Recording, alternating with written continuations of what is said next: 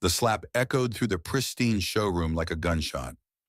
Rebecca Hamilton stood frozen beside the gleaming Honda minivan, her left hand instinctively moving to cradle her 7-month pregnant belly while her right hand pressed against her burning cheek. The metallic taste of blood filled her mouth where her teeth had cut into her inner lip. "I said we're buying the Maserati." Marcus Hamilton's voice carried that familiar edge that made Rebecca's stomach clench with familiar dread. His designer suit remained perfectly pressed despite the violence he'd just unleashed, his salt and pepper hair still immaculately styled. To anyone watching, he looked like exactly what he was, a billionaire husband accustomed to getting his way. The Honda's practical interior, with its safety ratings and cup holders, seemed to mock her now. She'd thought maybe, just maybe, she could convince him that their growing family needed something sensible, something normal, something that said they were just regular people preparing for their first child together. She should have known better. "Sir, I'm going to have to ask you to leave immediately." The voice came from across the showroom floor, cutting through the stunned silence that had fallen over Metropolitan Luxury Motors. Rebecca looked up to see a tall woman in a navy business suit striding toward them, her auburn hair pulled back in a professional bun, her green eyes blazing with righteous fury. Marcus turned, his expression shifting from controlled anger to calculating assessment. "Excuse me." "You heard me." The woman's voice remained steady, professional, but Rebecca could hear the steel underneath. "You just assaulted a pregnant woman in my showroom. I'm calling the police." Rebecca's heart hammered against her ribs as she watched the woman pull out her phone with practiced efficiency. There was something familiar about her face, something that tugged at memories Rebecca had tried to bury under years of Marcus's careful isolation. "Do you have any idea who I am?"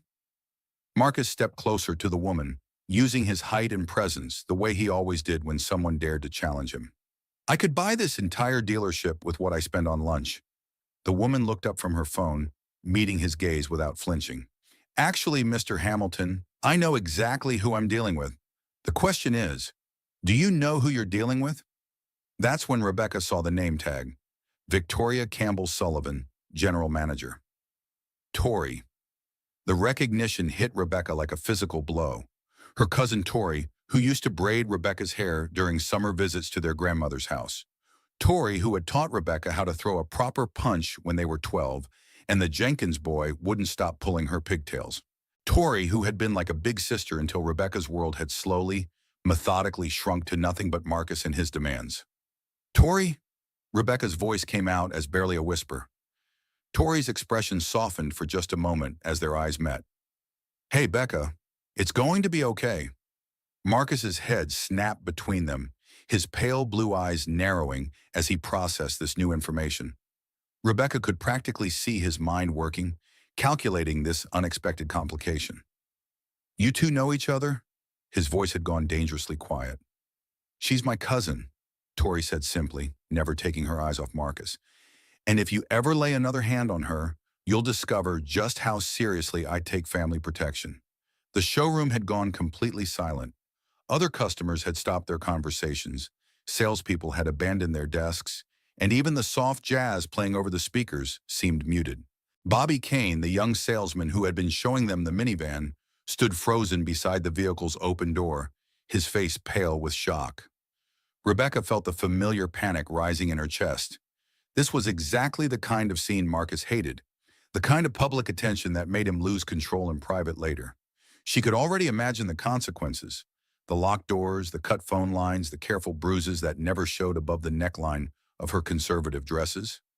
"Marcus, please," she started, but Tori held up a hand. "No, Becca, don't you dare apologize for his behavior." Tori's phone was already dialing. "Yes, I need to report a domestic violence incident at Metropolitan Luxury Motors on 5th Street. The perpetrator is still on scene."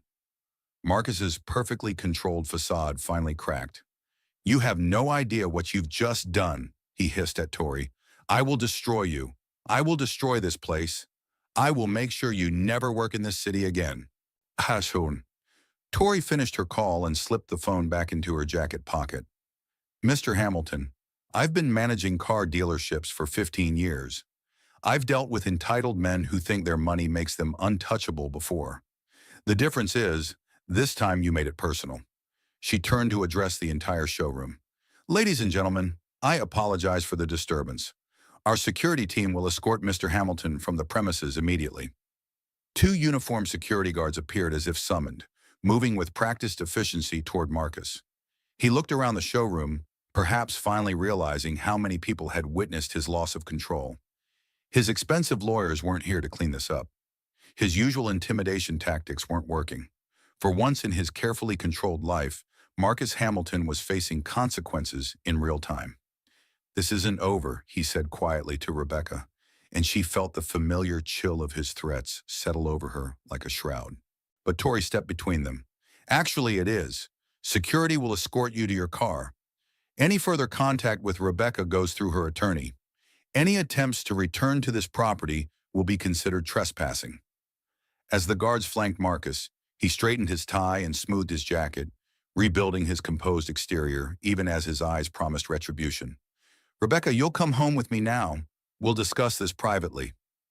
For 22 months of marriage, those words would have sent Rebecca scrambling to obey, to minimize the damage, to somehow find a way to make this her fault so Marcus's anger would be justified and therefore controllable. But something had changed in the last 5 minutes. Maybe it was seeing Tori again, remembering what it felt like to have someone stand up for her. Maybe it was the shock of having witnesses to Marcus's behavior, people who couldn't be bought or intimidated into silence. Maybe it was the protective instinct she felt for the baby growing inside her, the fierce maternal love that had been steadily growing stronger than her fear. "No," Rebecca said quietly. The words seemed to echo in the sudden silence. Marcus stared at her as if she'd spoken in a foreign language. "What did you say?" "I said no." This time her voice was stronger. "I'm not going home with you." The security guards moved closer as Marcus's face flushed red with rage. For a moment, Rebecca thought he might strike her again. Consequences be damned. But the approaching sound of sirens seemed to break whatever spell had held him. "You'll regret this, Rebecca," he said softly, and she knew he meant every word. "Both of you will regret this more than you can possibly imagine." Then he was gone, escorted from the building, while the other customers watched with undisguised curiosity and whispered conversations began to buzz around the showroom. Tori immediately moved to Rebecca's side, gently taking her arm. "Are you hurt? Do you need medical attention?" Rebecca shook her head, though her cheek still throbbed and she could feel it beginning to swell. "I'm okay. The baby's okay." She paused, looking into her cousin's familiar green eyes. "Tori, I can't believe it's really you." "Believe it, honey. And I'm not going anywhere this time." Tori's voice carried a promise that Rebecca desperately wanted to trust. "But we need to get you checked out, just to be safe. My sister Sarah is an obstetrician at General Hospital. She'll take good care of you." As if on cue, the police sirens grew louder, and Rebecca felt a new kind of fear settle in her chest. She'd spent so long living in Marcus's carefully controlled world that the idea of involving outside authorities felt terrifying and liberating in equal measure. "Tori," she whispered urgently, "you don't understand what he's capable of. The things he can do to people who cross him. He'll come after you, your family, your job. Let him try." Tori's smile was sharp and determined. "He's not the only one with resources, Becca, and he's definitely not the only one who understands how to fight dirty when it comes to protecting family." The police cars pulled into the parking lot, their red and blue lights painting the showroom windows in shifting colors. Rebecca watched them approach and felt something she hadn't experienced in almost 2 years. Hope. Maybe, just maybe, this nightmare could finally end. But as Tori squeezed her hand reassuringly, Rebecca couldn't shake the memory of Marcus's parting words. She knew her billionaire husband better than anyone, knew how his mind worked when his control was threatened. This wasn't the end of anything. This was just the beginning of a war. "You have no idea who you're dealing with, lady. Summerny." Marcus's words still echoed in Tori's mind an hour later, as she sat in the dealership's security office, watching the digital footage for the third time. The high-definition cameras had captured everything. Marcus's controlled approach, Rebecca's hesitant explanation about needing a family vehicle, the moment his facade cracked, and the sharp sound of palm meeting flesh. Detective James Sullivan leaned forward in his chair, studying the timestamp with professional interest. Clean footage, multiple angles. This'll hold up in court, no problem. Tori felt a familiar surge of gratitude for her husband's calm competence. Even after 8 years of marriage, James still had the ability to make chaotic situations feel manageable with his steady presence and analytical mind. What about his threats afterward? Tori asked, rewinding to show Marcus's parting words to both her and Rebecca. Intimidation of witnesses, criminal threats. We can add those to the domestic assault charges. James made notes in his small leather notebook, the same one he'd carried since his detective promotion 5 years ago. The question is whether Rebecca will press charges. Through the office window, Tori could see Rebecca sitting in the showroom's customer lounge, clutching a cup of tea with both hands while Bobby Kane hovered nearby, clearly shaken by what he'd witnessed. The young salesman had been working at Metropolitan Luxury for only 6 months, and Tori suspected this was his first exposure to the darker side of their affluent clientele. She's terrified, James. You should have seen her face when he told her to come home with him, like a trapped animal.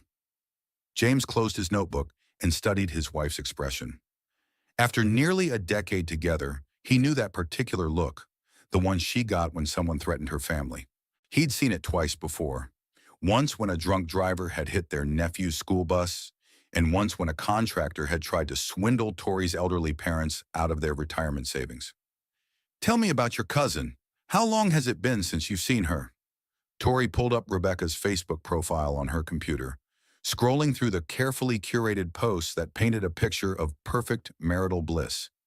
Expensive restaurants, designer clothes, luxury vacations, all featuring Rebecca's increasingly strained smile and Marcus's possessive arm around her waist. 3 years, maybe 4. She gradually stopped coming to family gatherings after she married him, always had some excuse. Marcus had business trips, social obligations, headaches. Tori's voice grew bitter. I thought she'd just gotten swept up in her new wealthy lifestyle. I never imagined. She stopped, studying a photo from Rebecca's wedding. Her cousin looked radiant in an elaborate gown that probably cost more than most people's cars, but her smile seemed brittle around the edges. Marcus stood beside her in perfect formal wear, his hand resting possessively on her lower back. Look at this, Tori pointed to the screen. Every single photo has him touching her somehow. Hand on her shoulder, arm around her waist, fingers on her arm. It's like he's marking territory. James moved closer to examine the photos with his trained eye for details others might miss. Classic control behavior. He's establishing ownership in every public appearance. He pointed to a group shot from what appeared to be a charity gala. Look at her body language here. She's turned slightly away from him, but his grip on her arm has pulled her back into position. God, how did I miss this? How did our whole family miss this? Because he's good at it, James said gently. Guys like Hamilton don't start with obvious abuse. They begin with charm, expensive gifts, romantic gestures.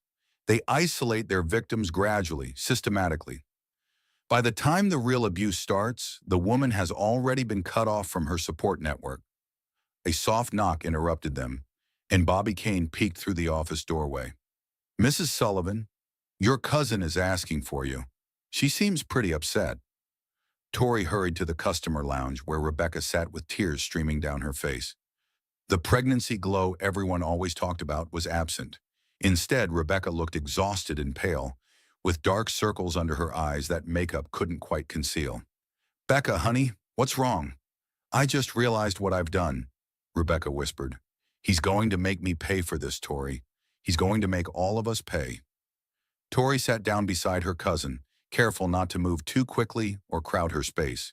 James had taught her about trauma responses, how sudden movements could trigger fight-or-flight reactions in abuse victims. Tell me what you're thinking about. His first wife, Rebecca said so quietly Tori had to lean forward to hear her. Elena, she died in a car accident 6 months after their divorce was finalized. Single vehicle crash, no witnesses. Marcus inherited everything because she hadn't updated her will yet. The customer lounge suddenly felt cold despite the afternoon sunlight streaming through the windows. Tori exchanged a quick glance with James, who had been listening from the doorway. Rebecca, James said gently, moving to sit across from them, are you suggesting that your husband was involved in his first wife's death? I don't know. Maybe. I just know that Marcus doesn't lose. Ever. He told me once that people who try to leave him always regret it. Rebecca's hand moved protectively to her belly. What if he tries to hurt the baby? What if he tries to hurt you for helping me? Tori reached for her cousin's free hand, squeezing gently. Do you remember when we were kids and that group of older boys was picking on you at the county fair? Despite her tears, Rebecca smiled slightly. You grabbed a baseball bat from the ring toss game and chased them halfway across the fairgrounds. That's right. And what did I tell you afterward? That nobody messes with family on your watch. Exactly. And that hasn't changed, Becca. Not in 20 years, not ever. Tori's voice carried absolute conviction. Marcus Hamilton has money. I'll give him that. But I've got something he doesn't understand. What's that? A family that fights back. James's phone buzzed with an incoming text message. He glanced at the screen and frowned. That's interesting. Marcus Hamilton just called in a complaint about this dealership to the city licensing board, alleging fraudulent business practices and demanding an immediate investigation. That was fast, Tori said grimly. What else? 3 separate online review sites just received identical one-star reviews of Metropolitan Luxury Motors, all posted within the last 30 minutes. All claiming poor customer service and recommending people avoid this location. Rebecca's face went white. He's starting already. Tori, you have to distance yourself from me. Close down whatever investigation the police started. Pretend this never happened. Like hell I will. You don't understand. No, Becca, you don't understand. Tori stood up, pacing to the window where she could see Marcus's black Bentley pulling back into the parking lot. That's his mistake. He thinks having money makes him untouchable. But I've been dealing with entitled customers for 15 years, and I know something he doesn't. What? The bigger they are, the harder they fall when someone finally stands up to them. Nasher T. The Bentley's driver's side door opened, and Marcus stepped out, now accompanied by 2 men in expensive suits who could only be lawyers. He'd regrouped quickly, assembled his professional damage control team, and returned for round 2. James was already on his radio, calling for backup units. All cars, this is Detective Sullivan, requesting additional units at Metropolitan Luxury Motors for a potential domestic situation. Suspect has returned to the scene with legal counsel. Tori, Rebecca pleaded, please don't do this. He'll destroy everything you've worked for. Tori watched Marcus approach the showroom entrance, flanked by his legal team like some kind of corporate war party. For a moment, she felt a flicker of doubt. Metropolitan Luxury Motors represented 15 years of her career, countless 60-hour weeks, missed family dinners, and sacrificed weekends. Marcus Hamilton probably could destroy it all with a few strategic phone calls. But then she looked at Rebecca, really looked at her, the cousin who used to sneak extra cookies from their grandmother's kitchen and share them in their secret fort behind the old barn. The girl who had cried when Tori left for college because she wouldn't have anyone to protect her from the mean kids at school. The woman who was now carrying a child and living in terror of the man who claimed to love her. Actually, Mr. Hamilton, I know exactly who I'm dealing with, Tori murmured, remembering her words from earlier. The question is, do you know who you're dealing with? She turned back to Rebecca with a smile that carried 20 years of protective instinct and stubborn family loyalty.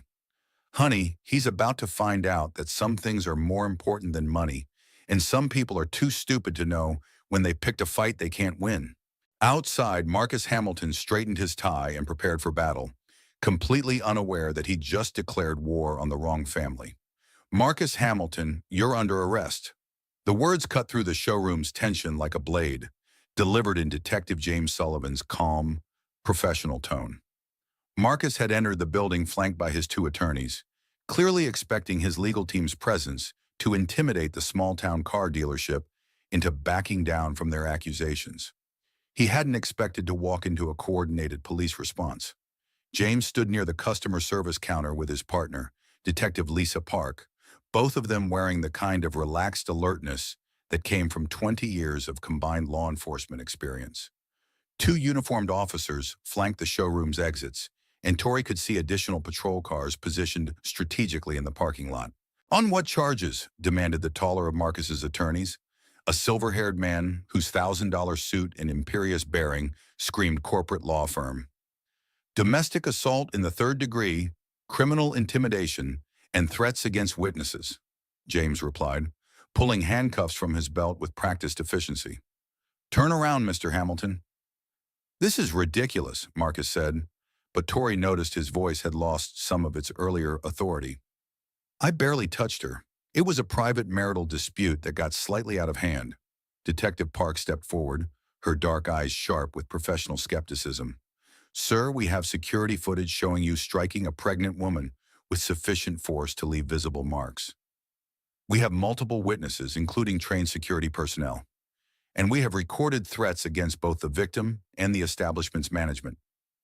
Which makes this very much not a private matter, James added, moving behind Marcus. Hands behind your back, please. The silver-haired attorney moved to intercede. Detective, my client is worth approximately $800 million. He has extensive business interests in this community, employs over 3,000 people locally, and sits on the boards of 4 major charities. Surely we can handle this situation with appropriate discretion. James paused in his arrest procedure to meet the lawyer's gaze directly. Sir, I don't care if your client is worth $8 billion. In the state of Colorado, domestic violence is a mandatory arrest offense. When we have clear evidence of assault against a pregnant victim, discretion means doing our jobs properly. He resumed cuffing Marcus with smooth efficiency. You have the right to remain silent. Anything you say can and will be used against you in a court of law. You have the right to an attorney.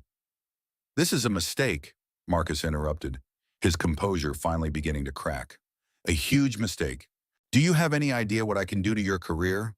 What I can do to this entire department? Detective Park stepped closer, her voice carrying the kind of quiet authority that made seasoned criminals reconsider their life choices. Mr. Hamilton, I strongly advise you to listen to your Miranda rights instead of making additional threats against law enforcement officers. We tend to take those very seriously. While James finished the arrest procedure, Tori moved to where Rebecca sat in the customer lounge. Her cousin had watched the entire scene with a mixture of relief and terror, one hand pressed protectively against her belly, the other gripping the armrest of her chair until her knuckles showed white. How are you holding up? Tori asked softly. I can't believe this is really happening, Rebecca whispered. In 2 years of marriage, no one has ever... She stopped, shaking her head. He's going to be so angry, Tori. When he gets out, when his lawyers fix this, he's going to be furious. When he gets out, he'll have learned that there are consequences for his actions. Dr. Sarah Campbell arrived just as Marcus was being escorted to the patrol car, her medical bag in hand and her auburn hair pulled back in a neat ponytail that made her look remarkably like her older sister. Tori had called her 20 minutes earlier, knowing Rebecca needed medical attention, but suspecting she wouldn't go to a hospital emergency room where Marcus might have contacts or influence. Becca? Sarah approached with the gentle manner that made her one of the most requested obstetricians in the city. I'm Sarah Campbell, Tori's sister. I understand you've had a difficult afternoon. Rebecca looked up at the doctor with obvious relief. Having medical attention from someone connected to Tori felt safer than trusting unknown hospital staff who might report back to Marcus. The baby, Rebecca said urgently. Is the baby okay? He hit me pretty hard and I felt some cramping afterward. Let's find out. Can we use your office? Sarah asked Tori, who immediately led them toward the management suite. As they walked past the windows overlooking the parking lot, Rebecca could see Marcus's black Bentley being impounded, while his attorneys gestured angrily at the uniformed officers. The sight of her billionaire husband in handcuffs, surrounded by police cars, felt surreal and terrifying in equal measure. Dr. Campbell, Rebecca said as Sarah began her examination, there's something else you need to know, something Marcus doesn't know about the pregnancy. Tori looked up from where she'd been giving Rebecca privacy by reviewing paperwork at her desk. What do you mean? Rebecca's face flushed with shame and fear. The baby isn't Marcus's. The words hung in the air like a ticking bomb. Sarah's hand stilled for a moment before she continued her gentle examination, but Tori could see the implications racing across her sister's face. How certain are you? Sarah asked clinically. Completely certain. Marcus tracks my cycle obsessively. He has for months. He wants children, but only when he decides the timing is optimal for his business schedule and public image. Rebecca's voice grew bitter.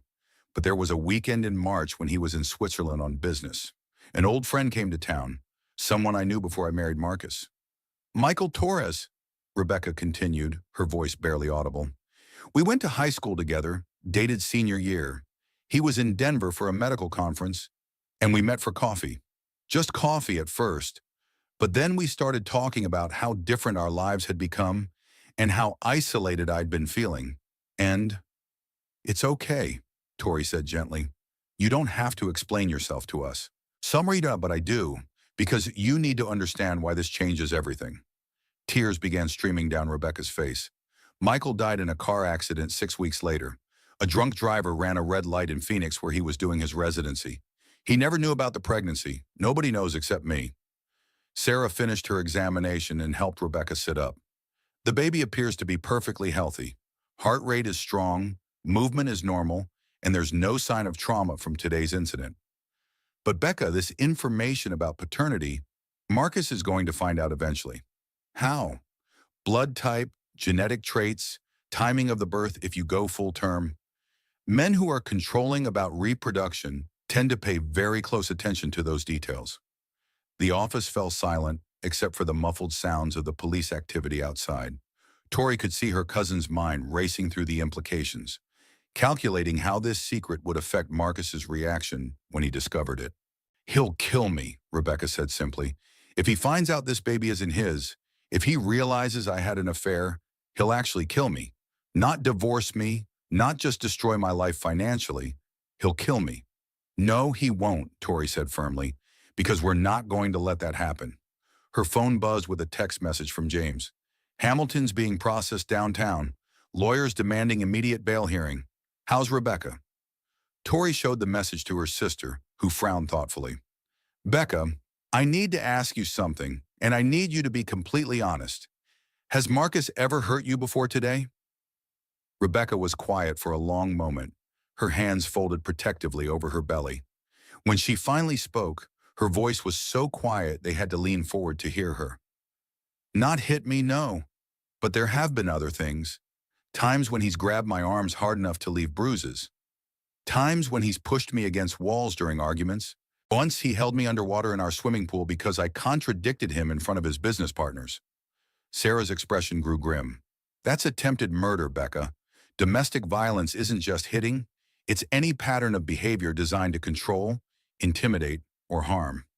I kept telling myself it wasn't that bad because he never actually punched me, because he was always careful not to leave marks that would show, because he'd apologize afterward and buy me expensive gifts. Tori felt a surge of rage so intense it made her dizzy. Her sweet, gentle cousin had been living in terror while their entire family assumed she was just busy with her new wealthy lifestyle. Why didn't you reach out? Why didn't you tell someone? He monitors my phone, my email, my social media. He has tracking apps on everything. He knows where I go, who I talk to, how long I'm gone. Rebecca's voice carried the flat exhaustion of someone who had given up fighting. And he made it clear what would happen to anyone who tried to help me. What do you mean? He showed me articles about his business competitors who had crossed him, companies that went bankrupt overnight, executives who lost their jobs mysteriously, families who had to move out of state because of sudden financial problems. Rebecca met Tori's eyes. He said that's what happens to people who interfere with his personal life. Sarah packed up her medical bag with sharp, efficient movements. Tori, we need to call a family meeting, tonight, at your house. Why? Because Becca can't go home, and Marcus will be out on bail by morning. We need a protection plan, and we need it fast. Through the office window, they could see Marcus's impounded Bentley being loaded onto a tow truck, while crime scene technicians photographed the showroom where the assault had occurred. For the first time in 2 years, Marcus Hamilton's perfect control had been shattered by consequences he couldn't buy his way out of. But as Tori watched the tow truck drive away, she couldn't shake the feeling that today's victory was just the opening move in a much longer, more dangerous game. Becca, she said quietly, there's something else you need to know about the pregnancy. Something I found in your medical records that Marcus doesn't know about. The baby isn't Marcus's. Dr. Sarah Campbell's words hung in the air of Tori's living room, like smoke from a fire that couldn't be contained.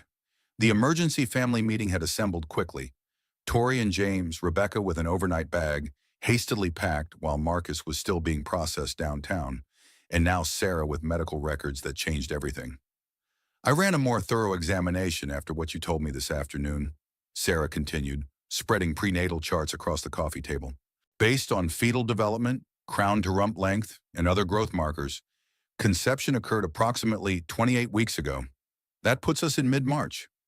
Rebecca sat curled in the corner of Tori's sectional sofa, wrapped in an oversized sweater that belonged to James, looking younger than her 30 years. March 15th weekend.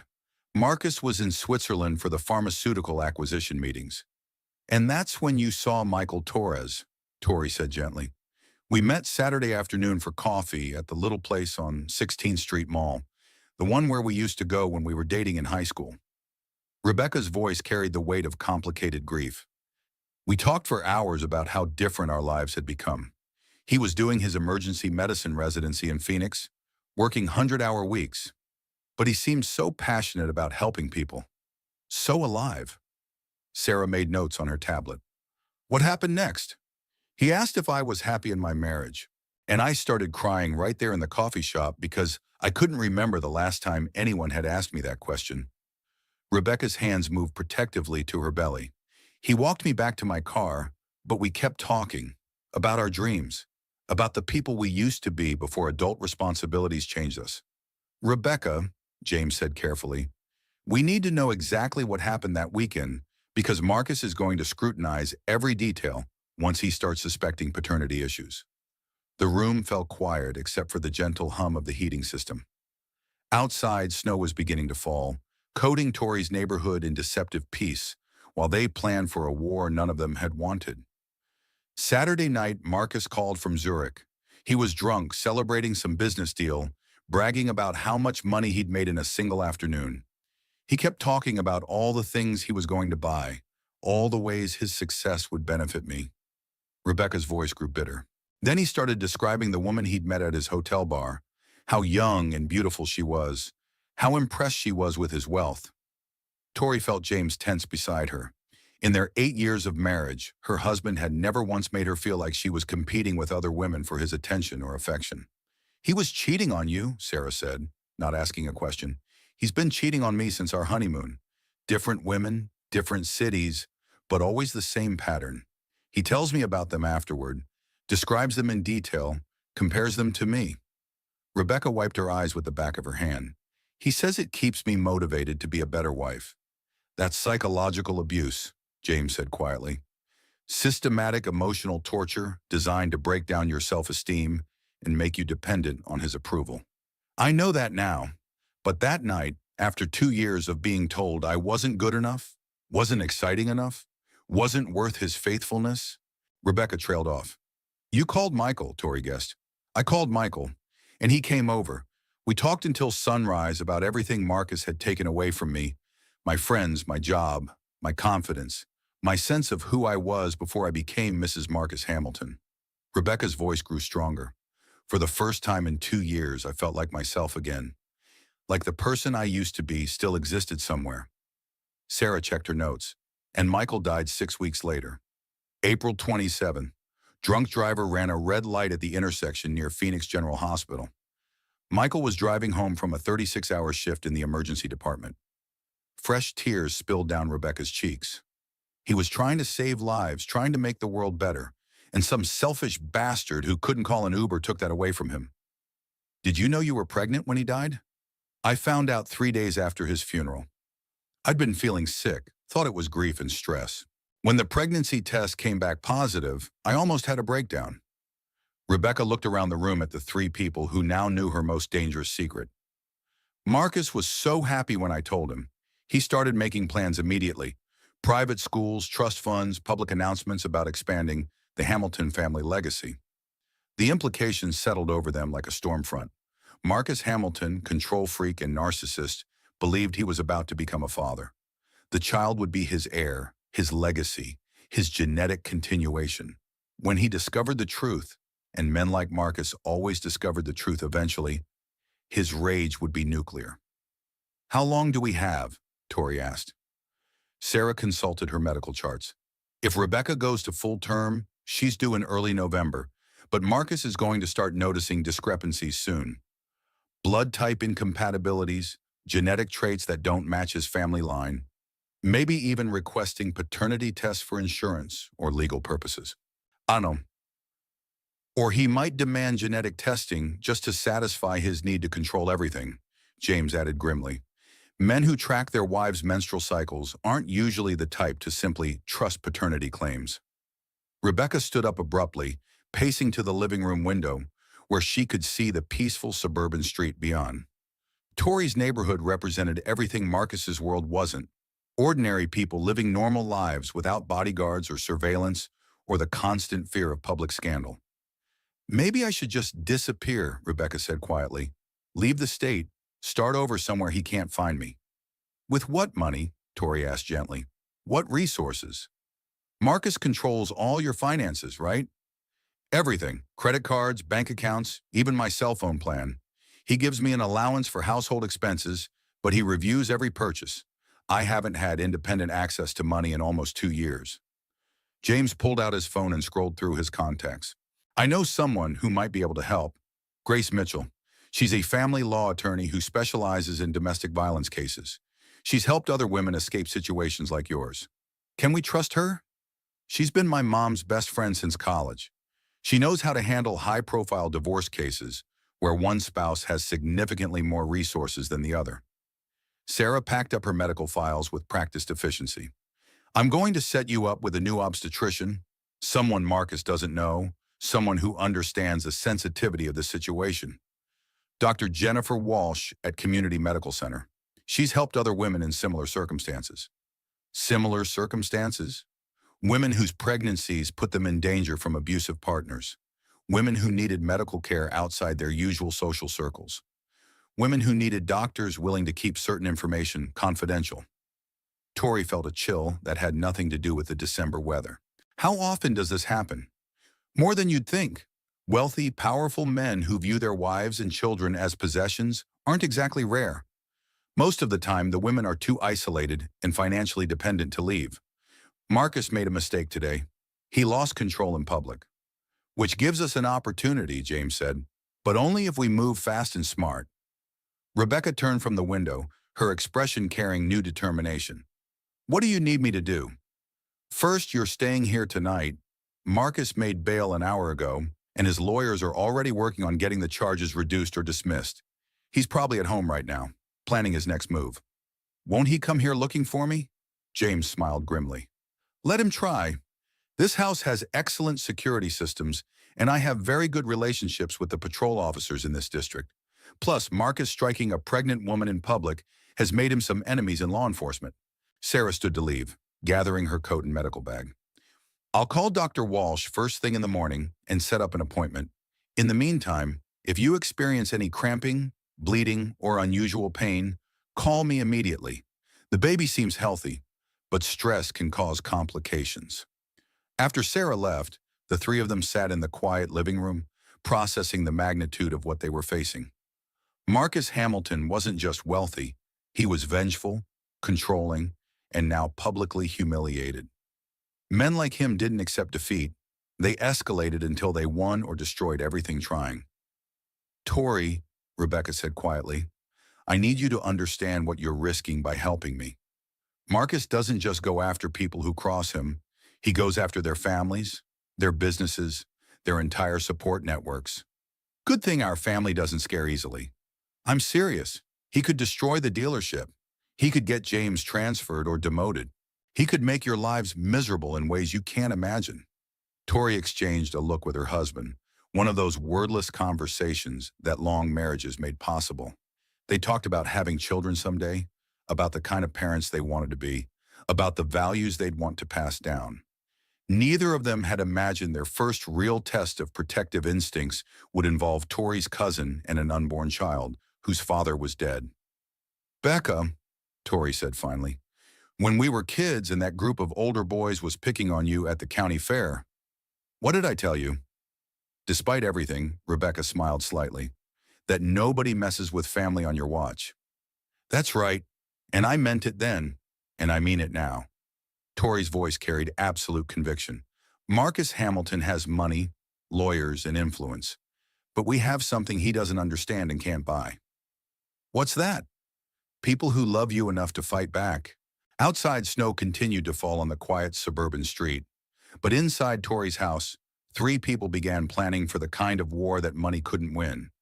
The kind fought with family loyalty, stubborn courage, and the fierce determination to protect those who couldn't protect themselves.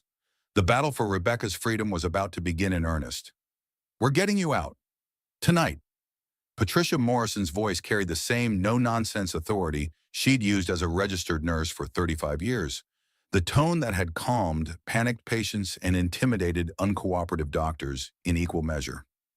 Becca's mother stood in Tori's kitchen at 7 o'clock Tuesday morning, her silver hair pulled back in its customary neat bun, her blue eyes blazing with protective fury. "Mom, how did you—" Rebecca started. "Your cousin called me at 5 this morning. I drove straight through from Boulder." Patty set her purse down with decisive finality. "Daniel's driving down from Fort Collins. He'll be here within the hour." Rebecca felt a complicated mix of relief and terror at seeing her family mobilize so quickly. For 2 years, Marcus had systematically isolated her from everyone she loved, making family visits difficult and eventually impossible.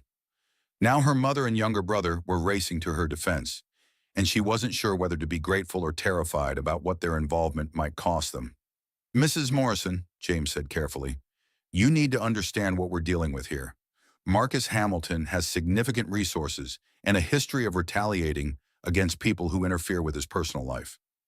Patty fixed the detective with a steady stare that had probably been perfected on unruly teenagers decades earlier. "Detective Sullivan, I raised 2 children as a single mother after my husband died in Iraq. I've dealt with bullies before, and I don't care how much money they have." Tori poured coffee for everyone, the familiar morning ritual helping to ground the surreal situation in something normal and manageable. "Mom, we need to be smart about this. Marcus isn't just wealthy, he's dangerous. Yesterday, he assaulted Rebecca in public. Today, he's probably planning how to make us all pay for embarrassing him. Which is why we need to move fast," came a new voice from the kitchen doorway. Daniel Morrison looked like a younger, taller version of his sister with the same dark brown hair and gentle features. But his profession as a social worker had given him a hard edge that hadn't been there when Rebecca last saw him at Christmas 2 years ago. He carried a manila folder thick with documents and wore the expression of someone who had seen too much human cruelty to be surprised by anything. "Danny," Rebecca breathed, rising to hug her brother. "Hey, Becca." Daniel's embrace was fierce and protective. "I'm sorry it took something like this for us to see each other again." "What's in the folder?" James asked. Daniel set the documents on the kitchen table with the efficiency of someone accustomed to crisis intervention. "Everything I could pull together on Marcus Hamilton in 4 hours of research. Financial records, business dealings, legal history, and most importantly, patterns of behavior with previous relationships." "Previous relationships?" Tori asked. 3 significant relationships before Rebecca. All ended badly. Very badly. Daniel opened the folder to reveal newspaper clippings, court documents, and printed internet articles. Elena Rodriguez, his first wife, supposedly died in a single-car accident 6 months after their divorce was finalized. Rebecca's face went white. "I told you about Elena yesterday." "Right. But what you didn't know is that Elena had filed for a restraining order 2 weeks before her death. Claims of domestic violence, financial threats, intimidation." Daniel pointed to a police report. "The restraining order was dismissed when she died, so the case never went to court." Patty leaned forward to examine the documents with the sharp attention to detail that had made her an excellent nurse. "What about the other relationships?" "Sarah Chen, a pharmaceutical researcher he dated for 8 months in 2021. She broke up with him and moved to Seattle. Within 6 months, she'd lost her job, her security clearance, and her professional reputation. Someone had leaked falsified research data claiming she was involved in academic fraud." "And the third woman?" "Jennifer Walsh. Yes, the same Dr. Walsh that Sarah Campbell recommended yesterday. She dated Marcus briefly in 2022 before she understood what kind of man he was. She ended the relationship, and suddenly her practice started getting anonymous complaints to the medical board, negative online reviews, and her malpractice insurance was canceled under suspicious circumstances. The kitchen fell silent as the implications sank in. Marcus's pattern wasn't just controlling behavior. It was systematic destruction of anyone who dared to reject or expose him. "How do you know all this?" James asked. "Because Dr. Walsh is one of the consulting physicians for our domestic violence intervention program. When I called her this morning and mentioned Rebecca's situation, she told me everything. She's been waiting years for someone to build a case against Marcus Hamilton." Rebecca sank into a kitchen chair, overwhelmed by the scope of her husband's vindictive nature. "He's going to do the same things to all of you. Your jobs, your reputations, your lives. He'll destroy everything." "Not if we get there first," Daniel said grimly. Dr. Walsh has been documenting Marcus's pattern of retaliation for 3 years. She's also been working with other women who've been targeted by wealthy, connected abusers. There's an entire network of professionals who specialize in protecting victims from high-powered predators. Tori's phone buzzed with an urgent text message. She glanced at the screen and frowned. "That's my general manager. Marcus Hamilton just made an offer to buy the building that houses Metropolitan Luxury Motors. He's offering 30% above market value for immediate sale." "Classic intimidation tactic," Daniel said. "He's going after your livelihood to pressure you into abandoning Rebecca." James received his own text message and swore under his breath. "Internal Affairs just announced they're reviewing my conduct during yesterday's arrest. Anonymous complaint claiming I used excessive force and violated Marcus's civil rights." "It's starting," Rebecca whispered. "I told you this would happen. He's going to destroy all of you, and it's my fault." Patty reached across the table to grasp her daughter's hands. "Rebecca Marie Morrison Hamilton, you listen to me. None of this is your fault. You didn't ask to be abused. You didn't ask to be isolated, and you certainly didn't ask to be threatened. That man chose to be a monster, and now he's going to face the consequences." "But Mom, no buts. We're family, and family protects each other. Period." Patty's voice carried absolute conviction. "Your father died protecting this country because he believes some things are worth fighting for. Well, his daughter is worth fighting for too." Daniel consulted his notes. "Dr. Walsh gave me contact information for Grace Mitchell, the attorney James mentioned yesterday. She's expecting our call at 9 o'clock. She specializes in high-asset divorce cases where there's domestic violence involved." "What about immediate safety?" Tori asked. "Marcus made bail last night. He could show up here, at the dealership, at Mom's house." "Already handled," James said. "I called in some favors. There are going to be extra patrols in this neighborhood, at your work location, and at Mrs. Morrison's address in Boulder. Unmarked cars, but visible enough that Marcus will know he's being watched." Rebecca felt something she hadn't experienced in 2 years, the sensation of being protected instead of controlled. Her family had mobilized with military efficiency, creating a network of support that Marcus's money couldn't simply buy away. "There's something else," Daniel said carefully. "Something you need to know about the pregnancy." Everyone turned to look at him. Rebecca felt her stomach clench with familiar fear. "Dr. Walsh ran some additional research after I told her about your situation. Rebecca, when Marcus finds out this baby isn't his biological child, you're going to be in mortal danger." "I know that already." "No, I don't think you understand how serious this is. Dr. Walsh has worked with 3 other women whose wealthy, controlling partners discovered paternity issues. One was hospitalized with mysterious poisoning. One disappeared entirely. The police never found her body. The third was killed in what was ruled a home invasion, but nothing was stolen." The kitchen fell completely silent except for the quiet hum of the refrigerator. Outside, normal suburban life continued. Neighbors leaving for work, children walking to school buses, delivery trucks making their rounds. Inside Tori's house, they were planning for a war that most people couldn't imagine. "How long do we have?" Patty asked. "Not long," Sarah Campbell's voice came from the kitchen doorway. Tori had given her a key years ago, and she'd let herself in through the garage entrance. "I've been thinking about this all night. Marcus is going to start asking questions soon. Medical questions, genetic questions, timeline questions." "What kind of questions?" "Blood type compatibility for starters. If the baby's blood type is incompatible with Marcus's, he'll know something's wrong. Then there are physical characteristics: hair color, eye color, facial features. Michael Torres was Hispanic, right? If the baby shows obvious Latino characteristics, Rebecca nodded miserably. Michael had beautiful dark eyes and olive skin. If the baby looks like him instead of Marcus, we need to move the timeline up, Daniel said decisively. Instead of waiting for Marcus to discover the truth, we need to get Rebecca to safety before he starts asking the right questions.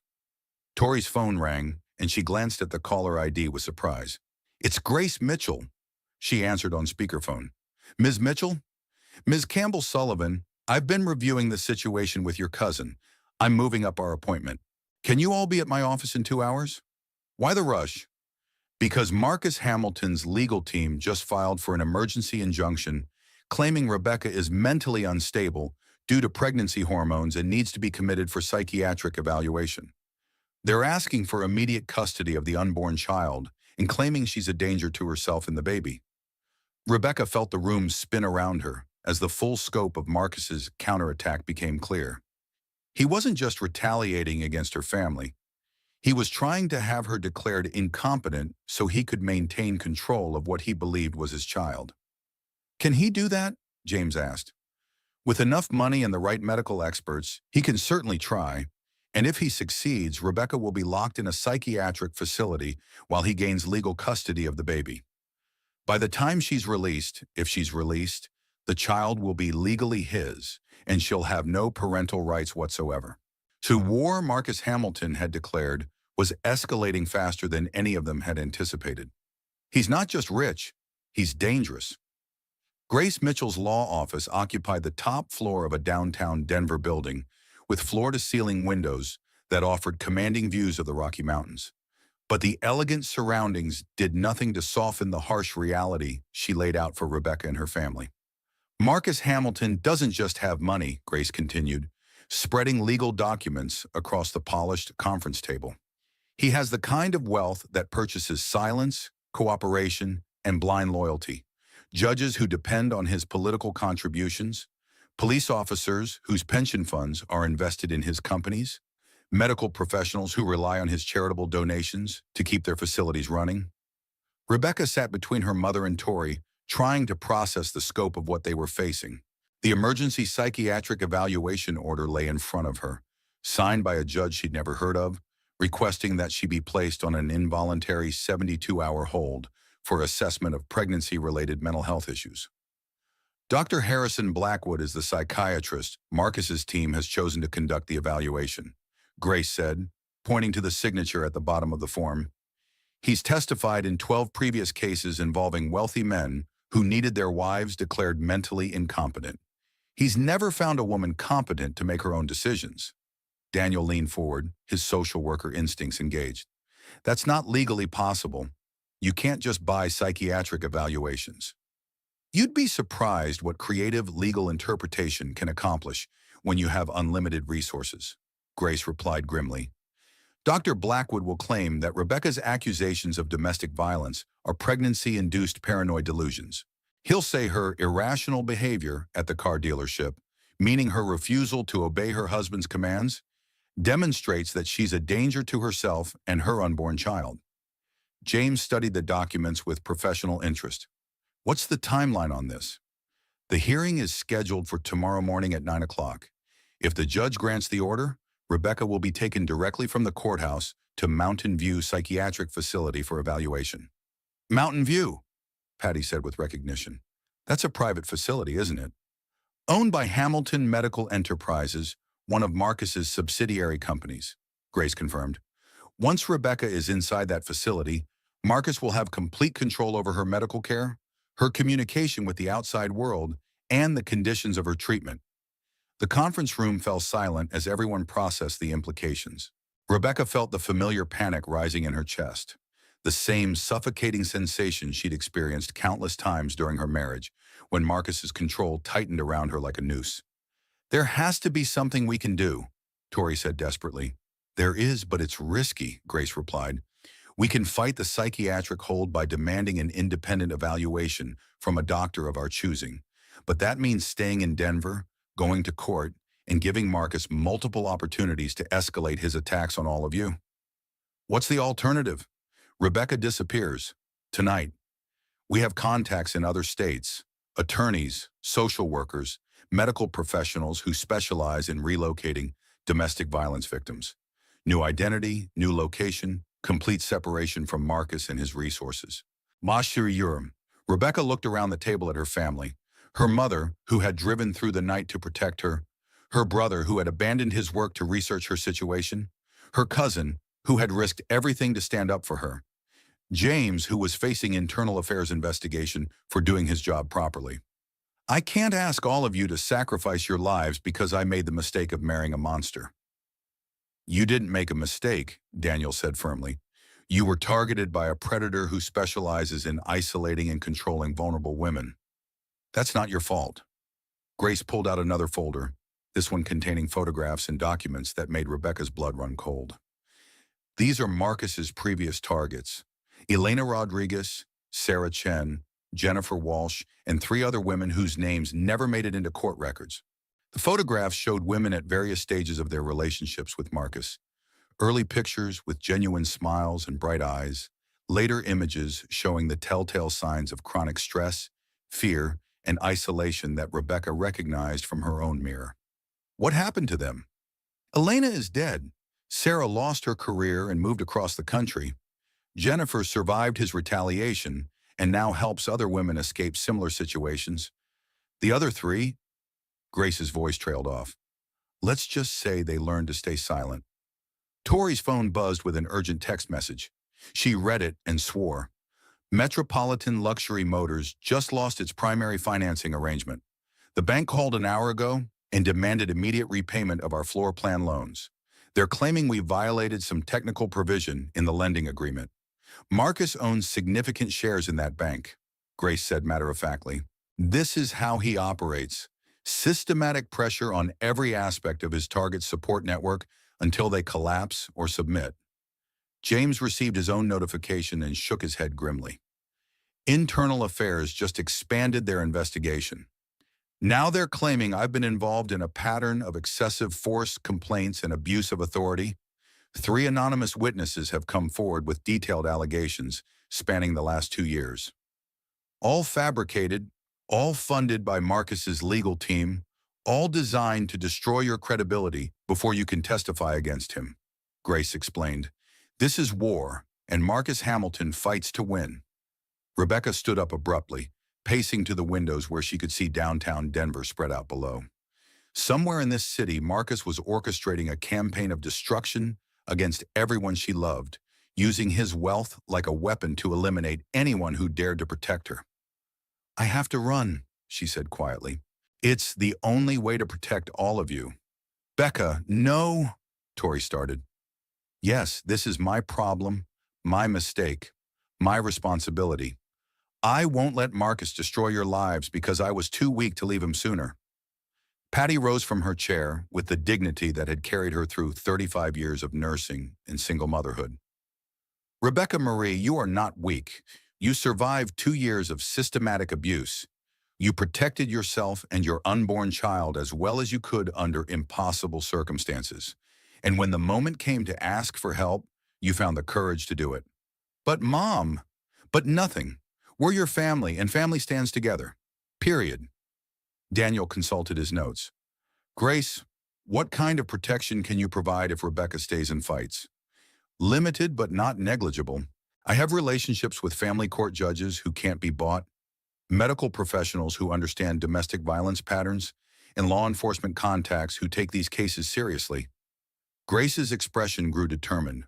More importantly, I have 3 years' worth of documentation on Marcus Hamilton's pattern of retaliation against women who try to leave him. You've been building a case against him? Dr. Jennifer Walsh and I have been collecting evidence, testimony, and documentation from his previous victims. We've been waiting for the right opportunity, the right plaintiff, the right set of circumstances to bring him down permanently.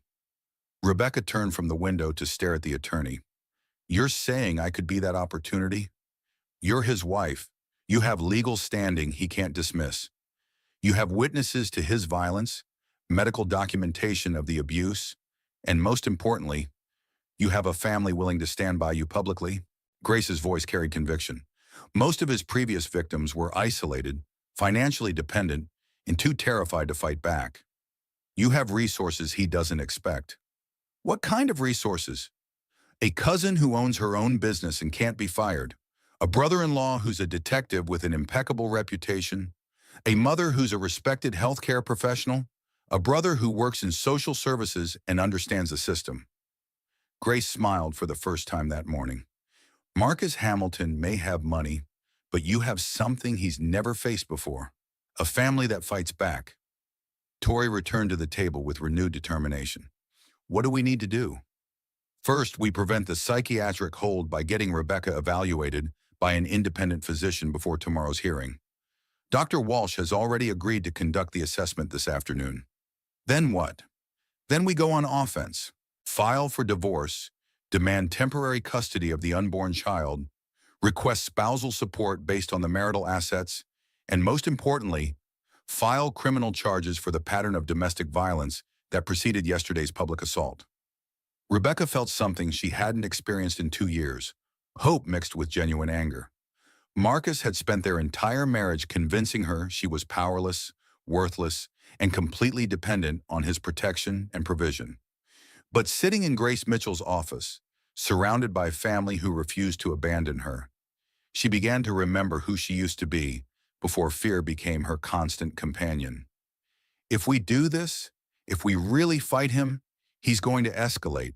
He's going to try to destroy all of you. Let him try, James said quietly.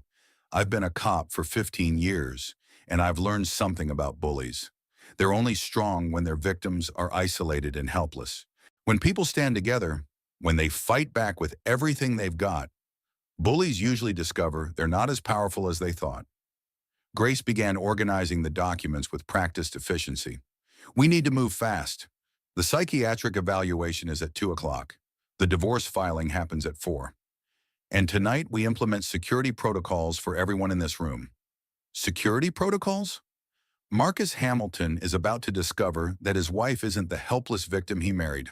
When narcissistic abusers lose control, they become desperate, and desperate men with unlimited resources are capable of anything. Outside the conference room windows, Denver continued its normal rhythm of daily life. But inside, 5 people prepared for a battle that would determine whether love and loyalty could triumph over money and vengeance. The war for Rebecca's freedom was entering its most dangerous phase. His first wife didn't die in an accident. So, Grace Mitchell's words fell like stones into the still water of her conference room, sending ripples of shock through Rebecca and her family. The attorney stood at the head of the polished table, a thick manila folder in her hands and an expression that promised revelations none of them were prepared to hear. Elena Rodriguez Hamilton, Grace continued, opening the file to reveal photographs, police reports, and court documents. Officially ruled an accidental death when her car went off Highway 24 near Woodland Park on November 15, 2022. Single vehicle accident, no witnesses, no skid marks, no apparent mechanical failure. Rebecca felt the conference room spin slightly as she stared at a photograph of a beautiful young woman with dark hair and bright eyes. Eyes that held the same haunted quality Rebecca recognized from her own recent pictures. But the accident wasn't actually an accident, Tori said, though it wasn't really a question. Elena Rodriguez is alive, Grace announced. She's been living under federal witness protection for the past 18 months, and she's willing to testify against Marcus Hamilton. The silence that followed was broken only by the soft hum of the building's heating system and the distant sounds of Denver traffic far below. Rebecca gripped the arms of her chair, trying to process information that changed everything she thought she knew about her husband's past. That's impossible, Rebecca whispered. I went to Elena's funeral. Marcus grieved for months. He still keeps her picture in his study and talks about honoring her memory.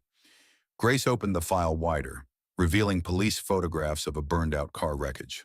What died in that car was Elena's identity, her old life, and her legal existence as Elena Rodriguez Hamilton. The woman herself escaped 3 days before the staged accident with the help of a federal task force that's been investigating Marcus's business practices for 5 years. Daniel leaned forward, his social worker training kicking in. Federal task force? What kind of business practices? Money laundering, tax evasion, bribery of public officials, and a pattern of witness intimidation spanning back to 2018. Grace pulled out additional documents. The FBI has been building a case against Marcus Hamilton's entire financial empire. Elena's testimony about domestic violence and spousal abuse was just one piece of a much larger investigation. James studied the federal documents with professional interest. Why hasn't this come to light before now? Because Marcus Hamilton is extraordinarily careful, extraordinarily wealthy, and extraordinarily connected. Building a case against him requires perfect evidence, unshakable testimony, and witnesses who can't be bought, intimidated, or eliminated. Grace's expression grew grim. The FBI has been waiting for the right moment to move, and Rebecca's situation may have just provided it. Patty Morrison had remained quiet throughout these revelations, but now she spoke with the kind of calm that came from 35 years of handling medical emergencies. Where is Elena now? Safe house in Oregon.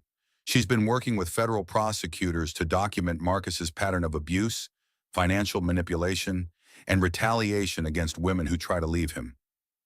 Grace consulted her notes. She wants to meet with Rebecca. Why? Because you're in danger, honey, came a new voice from the conference room doorway. Everyone turned to see a petite woman with dark hair and brown eyes, wearing jeans and a simple sweater that couldn't disguise the wariness in her posture. She looked like someone who had learned to be constantly alert, to always know where the exits were, to trust no one completely. Elena, Rebecca breathed. Actually, it's Amanda Rodriguez now. Elena Hamilton died in that car 18 months ago. The woman's voice carried a slight Spanish accent and the kind of careful control that came from living with constant fear. I'm sorry to meet you under these circumstances, but I couldn't let you face Marcus alone. Grace stood to make introductions. Amanda, this is Rebecca Hamilton and her family.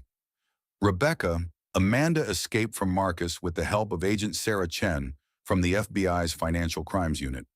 Sarah Chen, Daniel said with recognition, the pharmaceutical researcher Marcus destroyed professionally. Amanda nodded grimly. Sarah wasn't just Marcus's victim. She was an undercover federal agent investigating his money laundering operations. When Marcus retaliated against her for breaking up with him, she decided to help other women escape from his control.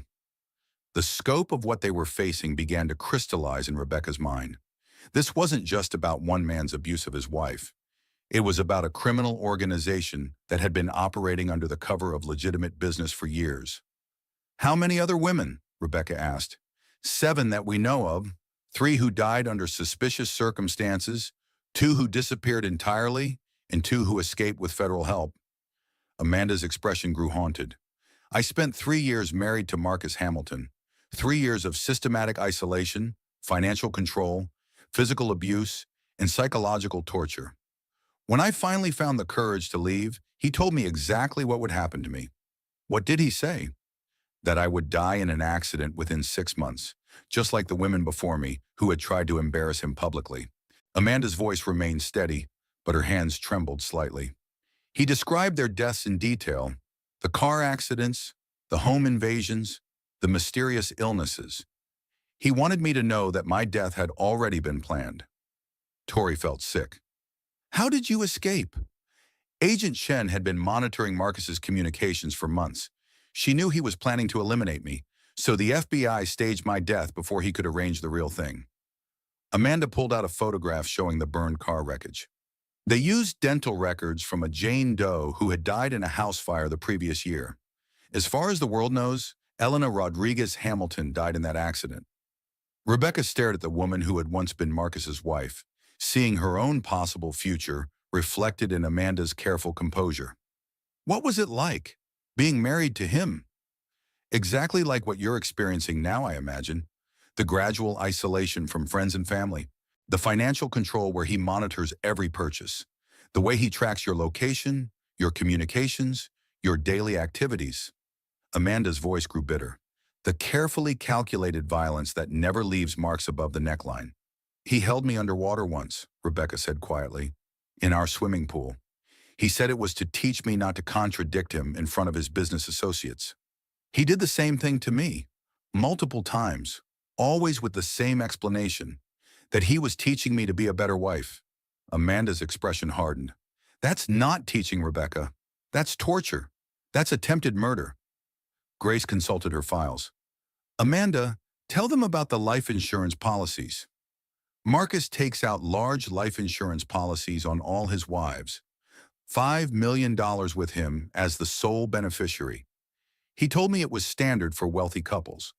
But the FBI discovered he'd done the same thing with his previous relationships, including the ones who died under suspicious circumstances. Especially those.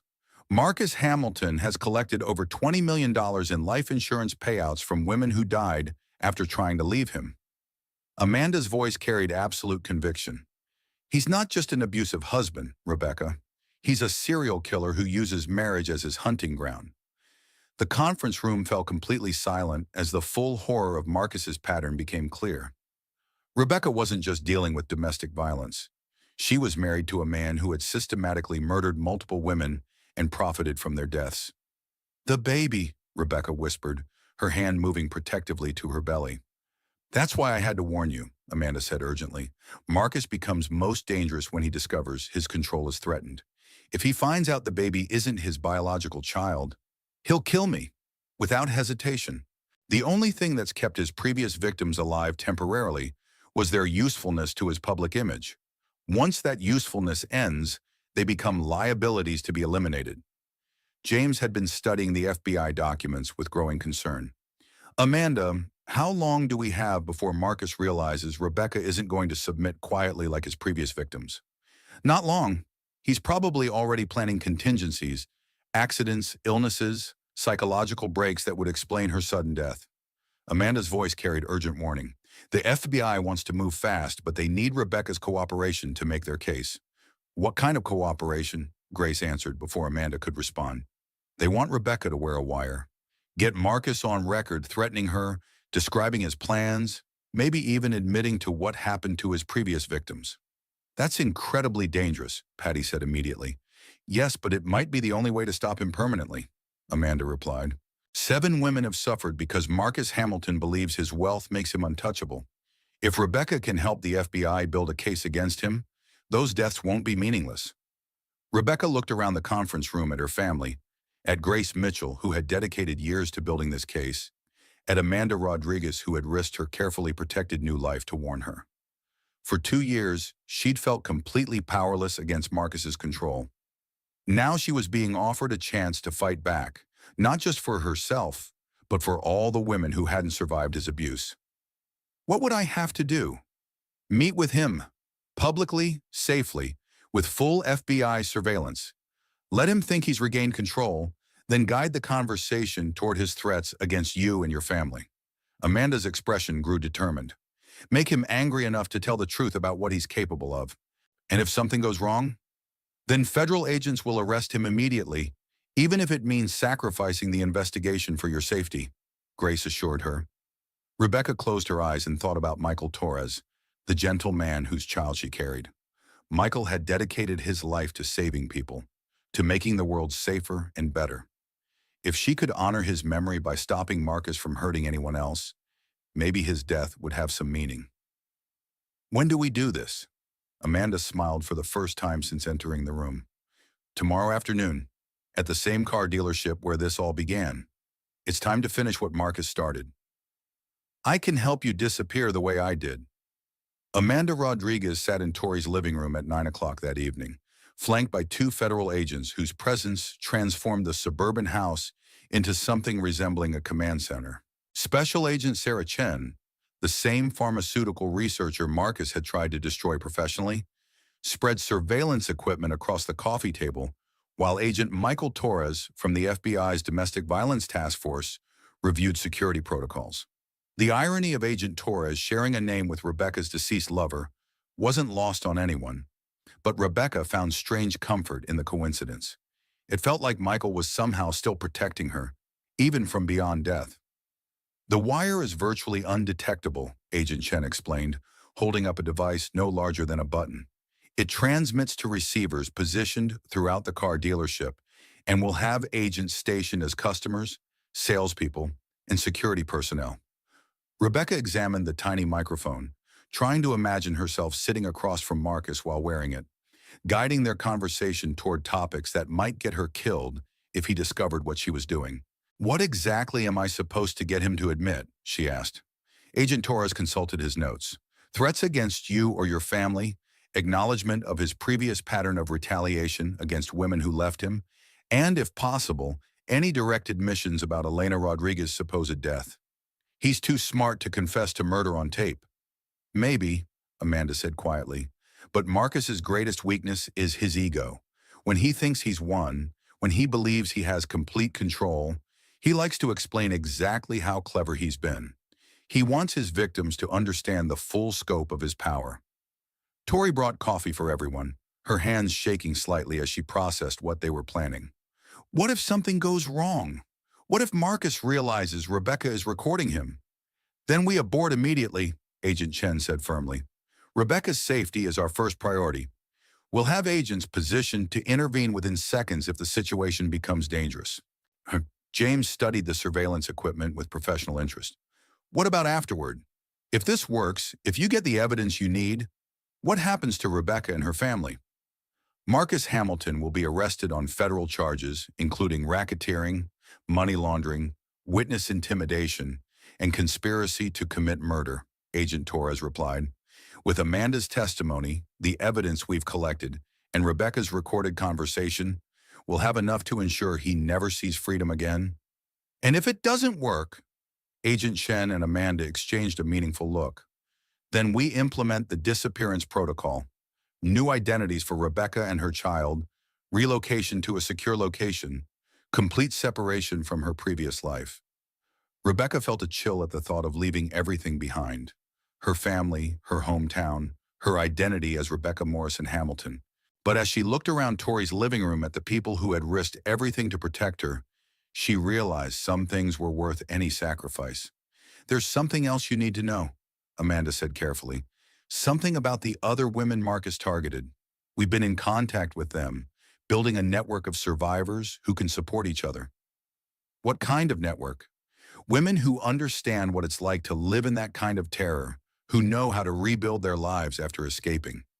We have doctors, lawyers, social workers, even law enforcement officers who've survived relationships with wealthy, powerful abusers." Agent Chen pulled out a tablet displaying a secure communication platform. "There are currently 47 women in our network across 12 states.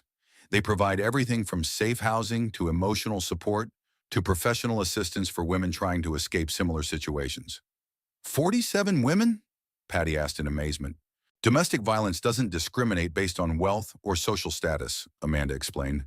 "In fact, wealthy abusers can be more dangerous because they have resources to maintain control that ordinary criminals don't possess. Private investigators, expensive lawyers, political connections, social influence, all used as weapons against women trying to escape." Daniel leaned forward, his social worker instincts engaged. "How do you identify women who need help?" "Sometimes they find us through word of mouth. Sometimes law enforcement or healthcare professionals make referrals. And sometimes," Amanda's voice grew sad, "we read about them in obituaries and wish we'd found them sooner." The living room fell quiet as everyone processed the scope of what they were discussing. This wasn't just about Rebecca and Marcus. It was about a systematic problem that destroyed lives while hiding behind respectability and wealth. "The women Marcus killed," Rebecca said quietly. "Tell me about them." Amanda consulted her phone, pulling up files that the FBI had compiled over years of investigation. Maria Santos, age 26, supposedly died in a home invasion in 2019. She'd been trying to leave Marcus after 8 months of dating. Nothing was stolen from her apartment. Catherine Williams, age 31, died of sudden cardiac arrest in 2020, despite having no history of heart problems. She'd filed a police report claiming Marcus had been stalking her after their breakup. And Jessica Miller, age 28, died in a single car accident 6 weeks after ending her relationship with Marcus. Her family insists she was an excellent driver, who would never have been speeding on mountain roads in bad weather. Each name hit Rebecca like a physical blow. These were real women with real lives, dreams, and families who loved them. They'd made the mistake of trusting Marcus Hamilton, just as she had, and they'd paid for that trust with their lives. How did he get away with it for so long? Money buys silence, Agent Torres said grimly. Coroners who don't ask uncomfortable questions, police detectives who accept obvious explanations, judges who dismiss cases without proper investigation. Marcus Hamilton has been very careful to spread his wealth among people who could cause problems for him. But not careful enough, Agent Chen added. The FBI has been tracking financial irregularities in his businesses for years.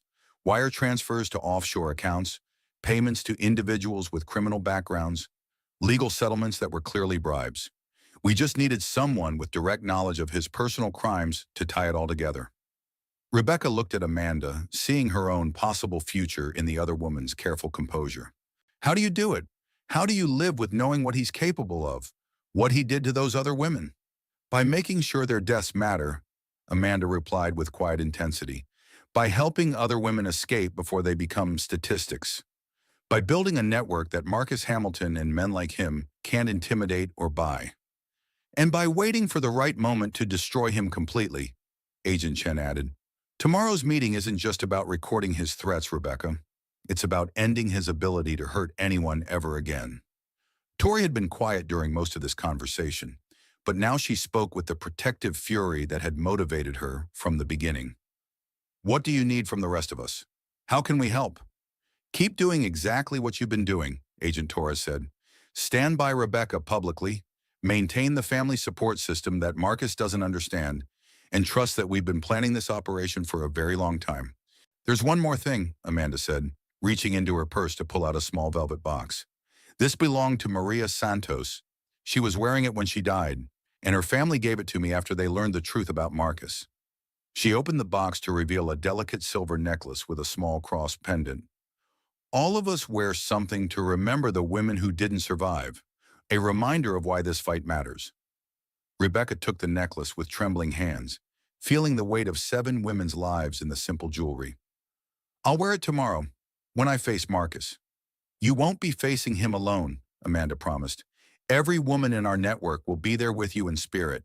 Every federal agent will be ready to protect you, and every person in this room will be fighting for you. Agent Chen began packing up the surveillance equipment as the meeting wound down.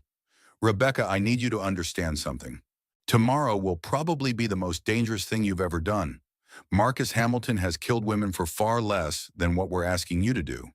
I know, but it's also the most important thing you could possibly do, not just for yourself, but for every woman who might become his target in the future. Rebecca fastened Maria Santos's necklace around her throat, feeling the silver cross settle against her skin like a promise. For 2 years, she'd been Marcus Hamilton's victim. Tomorrow she would become something he'd never faced before, a woman who refused to be silenced. Agent Chen, she said quietly, what time do we start? 2 o'clock tomorrow afternoon, Metropolitan Luxury Motors. And Rebecca? The agent's voice carried absolute conviction. We're going to end this, all of it. Outside Tori's house, Denver slept peacefully, unaware that in a suburban living room, 8 people had just planned the downfall of one of the city's most powerful men. The network of survivors had activated, federal agents were in position, and tomorrow would determine whether justice could triumph over wealth and violence. Marcus Hamilton was about to discover that some women fight back, and some fights can't be won with money. I want to make a deal. Rebecca's words carried across the pristine showroom of Metropolitan Luxury Motors, reaching Marcus Hamilton, where he sat in the customer service area like a king holding court. 2 days had passed since his arrest, and he'd used every resource at his disposal to project an image of complete control despite the legal chaos swirling around him. He looked exactly the same, expensive suit perfectly tailored, silver hair immaculately styled, pale blue eyes calculating every advantage. But Rebecca could see something new in his expression, a sharp edge of desperation that he was trying very hard to hide. Rebecca, Marcus said, rising from his chair with the smooth grace of a predator, I was hoping you'd come to your senses. She'd chosen her outfit carefully, a simple blue dress that showed her pregnancy without emphasizing it, minimal makeup that didn't hide the fading bruise on her cheek, and Maria Santos's silver cross necklace visible at her throat. Most importantly, She wore the nearly invisible wire that would transmit every word to the federal agents positioned throughout the dealership. "I've been thinking about our situation," Rebecca said, moving to sit across from him at the small conference table where they'd signed the lease agreement for her Honda minivan just 3 days earlier. It felt like a lifetime ago. "And what conclusions have you reached?" "That fighting you was a mistake, that I let my pregnancy hormones and my cousin's interference cloud my judgment." The words tasted like poison, but Rebecca forced them out with the right combination of submission and exhaustion that Marcus would find believable. His expression softened slightly, the way it always did when he sensed victory. "I'm glad you're finally being reasonable. The psychiatric evaluation has been postponed while we work things out privately. What do you want from me?" Marcus leaned back in his chair, savoring what he believed was his triumph. Around the showroom, federal agents disguised as customers and salespeople continued their casual browsing while hanging on every word transmitted by Rebecca's wire. "First, you'll come home immediately. No more staying with your cousin. No more family interference. No more outside influences on your decision-making. And then you'll recant your accusations about domestic violence. Tell the police you were confused, emotional, that the stress of pregnancy made you misinterpret a minor marital disagreement." Marcus's voice carried the smooth confidence of someone who had orchestrated similar retractions before. "What about Tori and James? What about my mother and Daniel? What about them?" Marcus's tone grew cold. "They interfered with our marriage, Rebecca. There have to be consequences for that kind of behavior." Rebecca felt a chill of fear, but she pressed forward. "What kind of consequences?" "Your cousin's dealership is already facing financial difficulties. It would be a shame if those problems became insurmountable, and Detective Sullivan's career prospects seem rather dim given his recent performance reviews. You're threatening my family." "I'm explaining reality." Marcus leaned forward, his pale eyes glittering with the kind of malicious satisfaction he'd always shown when demonstrating his power. "People who cross Marcus Hamilton learn to regret it every single time." Rebecca's hand moved unconsciously to the cross necklace at her throat, drawing strength from the memory of Maria Santos and the other women who hadn't survived to see justice. "What about your previous wives? Did they regret crossing you too?" Marcus's expression shifted almost imperceptibly, a flicker of something dark and dangerous crossing his features. "My previous relationships ended badly because the women involved made poor choices. They chose confrontation over cooperation."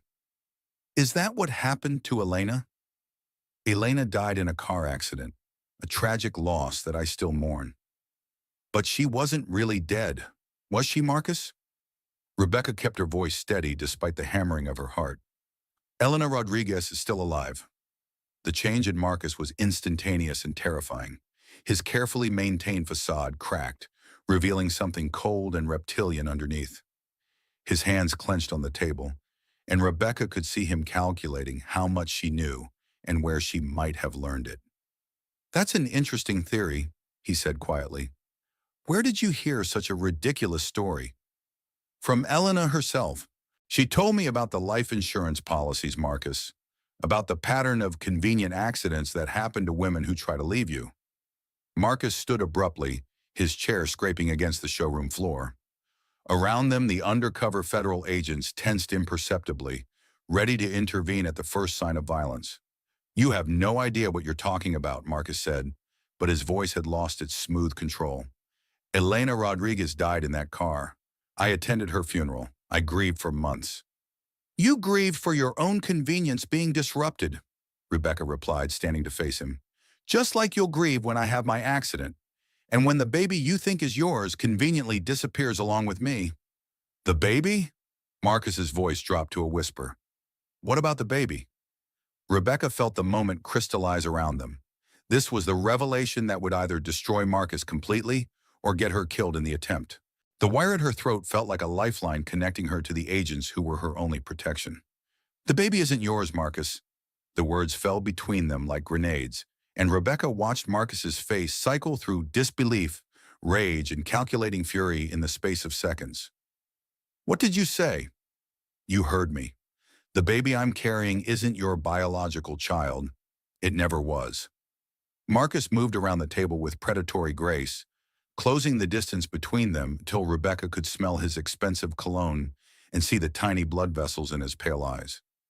That's impossible. I track your cycle. I monitor your fertility. I control every aspect of your reproductive health. You controlled everything except the weekend you went to Switzerland. The weekend I spent with Michael Torres, remembering what it felt like to be with a man who actually loved me. The slap came so fast Rebecca didn't have time to flinch. Her head snapped to the side and she tasted blood where her teeth cut into her lip. Around the showroom, federal agents began moving into position. "You lying whore," Marcus hissed. "You think you can humiliate me? You think you can make me raise another man's bastard?" "Michael is dead," Rebecca said quietly, touching her bleeding lip. "Killed by a drunk driver 6 weeks after our night together. He never knew about the baby." "Good," Marcus snarled. "One less problem to eliminate. Like you eliminated Maria Santos, Catherine Williams, Jessica Miller?" Marcus's face went white as he realized how much she knew. "You've been talking to people you shouldn't talk to, learning things that are dangerous for your health. Are you threatening to kill me, Marcus? Like you killed your other women who tried to leave?" "I don't threaten, Rebecca. I simply explain consequences."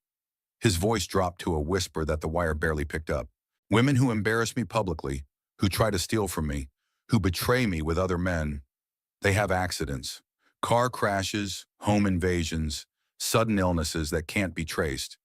And their life insurance policies pay you millions of dollars.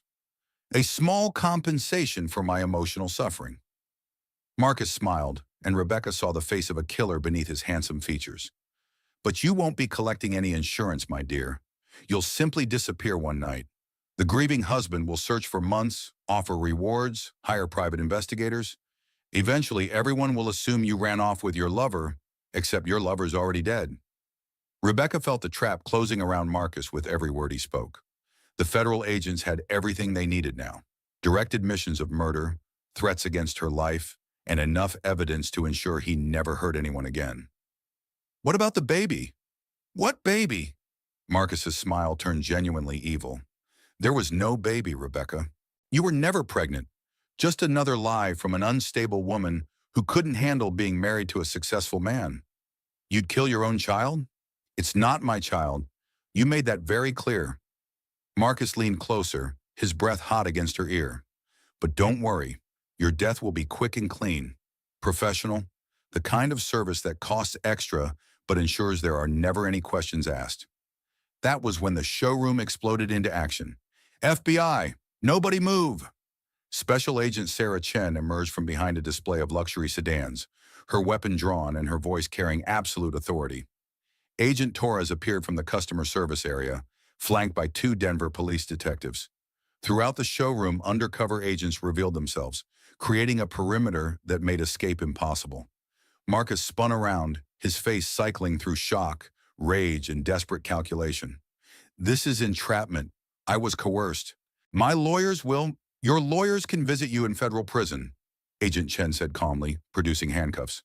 "Marcus Hamilton, you're under arrest for conspiracy to commit murder, racketeering, money laundering, and making threats against a federal witness." As the handcuffs clicked into place, Marcus looked back at Rebecca with such pure hatred that she actually stepped backward. "This isn't over," he snarled. "You think federal prison can hold someone with my resources? You think your pathetic family will be safe just because I'm temporarily inconvenienced?" "Actually, Mr. Hamilton," Agent Torres said cheerfully, "it is over. The recording equipment picked up every word you just said. Your admission to multiple murders, your threats against Mrs. Hamilton and her family, and your detailed description of how you've been killing women for years. Plus," Agent Chen added, "Amanda Rodriguez is testifying before a federal grand jury tomorrow morning, along with testimony from the families of your victims, financial records showing your insurance fraud, and evidence of your pattern of witness intimidation." Marcus's face went completely white as he realized the scope of what he was facing. "Amanda is dead. I attended her funeral." "Funny thing about that," Agent Chen said with satisfaction, "federal witness protection is very good at staging deaths when necessary. Amanda has been alive and well for the past 18 months, documenting every detail of your previous crimes." As federal agents escorted Marcus toward the exit, He looked back one more time at Rebecca, but instead of the terrified, submissive woman he'd controlled for 2 years, he saw someone who had found the courage to fight back. "Enjoy your victory, Rebecca," Marcus called out as the agents pushed him through the showroom doors. "It won't last long." But Rebecca was no longer listening to his threats. She was surrounded by federal agents. Her family was safe, and Maria Santos's silver cross lay warm against her throat, a reminder that some fights are worth the risk, and some victories are worth any price. Marcus Hamilton's reign of terror was finally over. The recording you just heard was broadcast live to the FBI. 6 months later, Rebecca stood in the same car dealership where her nightmare had begun, watching her 6-week-old daughter sleep peacefully in her carrier. Outside the showroom windows, Denver was beginning to show the first signs of spring, and the Rocky Mountains stood majestically against a clear blue sky. "She's beautiful," Tori said softly, adjusting the baby's pink blanket with practiced ant-like efficiency. "Michael would have been so proud." "I think about that every day," Rebecca replied, her voice carrying none of the fear and exhaustion that had marked her conversation 6 months earlier. How different things would have been if he'd lived to see her born. The baby, Sofia Elena Torres, named for Michael's grandmother and Amanda Rodriguez's courage, stirred slightly in her sleep but didn't wake. She had Michael's dark eyes and olive skin, traits that made it obvious to anyone who looked at her that Marcus Hamilton had never been her biological father. James approached from across the showroom, carrying a newspaper with obvious satisfaction. The sentencing hearing made the front page of the Denver Post. Life without parole on the murder charges, plus an additional 40 years on the federal racketeering charges. How did Marcus react? According to the reporter who was there, he maintained his innocence right up until the judge read the sentence. Then he started screaming about appeals, claiming he was framed, threatening everyone involved in the prosecution. James's expression grew grim. His lawyers had to physically restrain him from attacking the prosecutor's table. Rebecca felt a complicated mix of relief and sadness. The man she'd married, or thought she'd married, was gone forever, replaced by the revealed monster who would spend the rest of his life in federal prison. There was justice in that outcome, but also tragedy in how many lives had been destroyed before he was finally stopped. "What about his business empire?" "Completely dismantled," Daniel said, joining the family gathering with legal documents in hand. "The FBI seized all his assets under federal forfeiture laws. His companies are being liquidated, and the proceeds will go to victim compensation and domestic violence prevention programs." Tori looked up from admiring the baby. "Speaking of which, how's the foundation coming along?" Rebecca smiled, the kind of genuine expression that had been missing from her face for years. "The Maria Santos Foundation for Domestic Violence Prevention officially opens next month. We've got funding for safe houses, legal assistance, counseling services, and a 24-hour crisis hotline." "And Amanda is running it?" "Co-directing with Dr. Jennifer Walsh. They make an amazing team. Amanda understands the survivor's perspective, and Dr. Walsh has the medical and administrative expertise to make it work on a large scale." The foundation had been Rebecca's idea, born from her desire to honor the women who hadn't survived Marcus's abuse and to ensure that future victims had resources she'd never known existed. The life insurance money Marcus had collected from his murdered wives had been forfeited to the federal government, and Rebecca had successfully petitioned for those funds to be redirected toward domestic violence prevention. Grace Mitchell approached from her office carrying final divorce papers and wearing the satisfied expression of an attorney who had just won the biggest case of her career. "It's official. The divorce is finalized, the restraining order is permanent, and you are legally free from any connection to Marcus Hamilton." "What about his threats? The ones he made when they arrested him?" "Empty words from a desperate man facing life in prison," Grace assured her. "Marcus Hamilton no longer has access to money, lawyers, or the criminal contacts he used to intimidate people. He's just another federal prisoner now, and federal prisoners don't have the resources to threaten anyone." Rebecca had legally returned to her maiden name, Rebecca Morrison, and had no intention of ever using the Hamilton name again. Sofia would grow up as Sofia Elena Torres, carrying her father's name and legacy instead of any connection to the man who had terrorized her mother. "There's something else," Grace continued, pulling out additional documents. The Victim Compensation Fund has approved your claim. You'll receive financial support for counseling, medical expenses, and living costs while you rebuild your life. How much? Enough to ensure you and Sophia are completely independent. Enough to buy a house, finish your education, and never have to depend on anyone for financial security again. The baby chose that moment to wake up, her dark eyes focusing on her mother's face, with the kind of trust that made Rebecca's chest tighten with protective love. For 2 years, she'd lived in terror that Marcus would discover the truth about Sophia's paternity. Now her daughter would grow up knowing the story of her real father, a man who had dedicated his life to saving people and making the world safer. Have you decided what you want to do next? Patty Morrison asked, having arrived with homemade baby blankets and the kind of maternal support that had sustained Rebecca through the darkest months of her marriage. I'm going back to school to finish my teaching degree, Rebecca said, lifting Sophia from her carrier to feed her. There's a program at Colorado State University for women returning to education after domestic violence situations. I want to work with children, maybe become a school counselor. Following in Michael's footsteps, Tori observed, helping people, making a difference. It's what he would have wanted, for both of us. The past 6 months had been a whirlwind of legal proceedings, media attention, and personal healing. The trial had attracted national coverage as federal prosecutors detailed Marcus Hamilton's systematic pattern of murdering women who tried to leave him. Amanda Rodriguez's testimony had been devastating, describing years of abuse that culminated in her staged death to escape his control. But the most powerful moment had been when the families of Marcus's victims, Maria Santos, Catherine Williams, and Jessica Miller, had stood together in court to deliver impact statements. Their words had painted a picture of 3 vibrant women whose lives had been cut short by one man's narcissistic rage and sense of entitlement. Any word from the other women in the network? James asked. The support group is thriving, Rebecca replied. We have over 60 women now, across 15 states.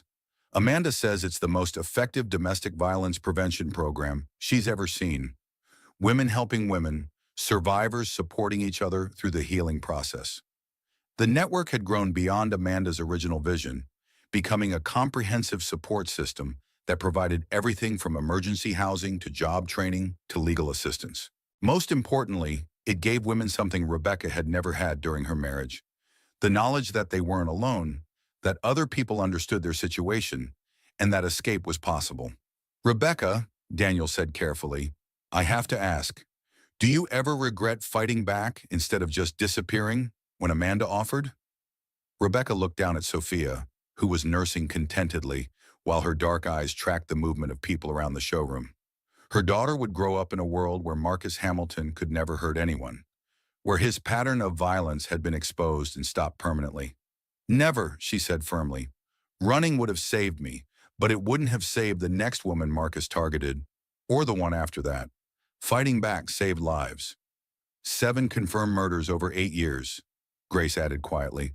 If you hadn't been brave enough to wear that wire, if you hadn't been willing to confront him publicly, Marcus Hamilton would still be out there killing women.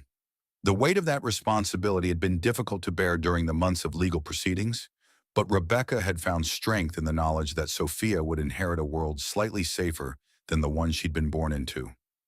Tori moved to the showroom windows, looking out at the parking lot where Marcus had struck Rebecca just 6 months earlier. You know what I realized yesterday? What's that? This dealership has sold more cars in the past 6 months than in any comparable period in our history. Apparently, people want to buy vehicles from the place where Marcus Hamilton was finally brought to justice. Poetic justice, James observed with satisfaction. More than that, Rebecca said, adjusting Sophia's blanket as she finished nursing. It's proof that sometimes standing up to bullies actually works. That money and power aren't always enough to protect people from the consequences of their actions. As if summoned by their conversation, Amanda Rodriguez entered the showroom with her usual careful awareness of exits and potential threats. But her expression carried something new. Hope mixed with the wariness that would probably never completely leave her. How's the foundation setup going? Rebecca asked. Better than we dared hope. We've got 3 safe houses operational, a legal clinic staffed by volunteer attorneys, and a crisis hotline that's already helped over 200 women in its first month. Amanda's voice carried quiet pride.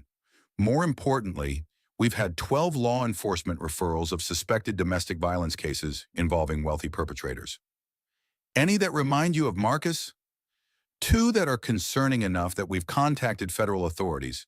Apparently, Marcus Hamilton wasn't unique. He was just particularly successful at hiding his crimes. Shadowfirm. The conversation was interrupted by Sophia's soft cry, and Rebecca stood to walk her around the showroom while she settled back to sleep. As she moved past the Honda minivan that had started this entire chain of events, Rebecca felt a profound sense of gratitude for the series of coincidences that had brought her to safety.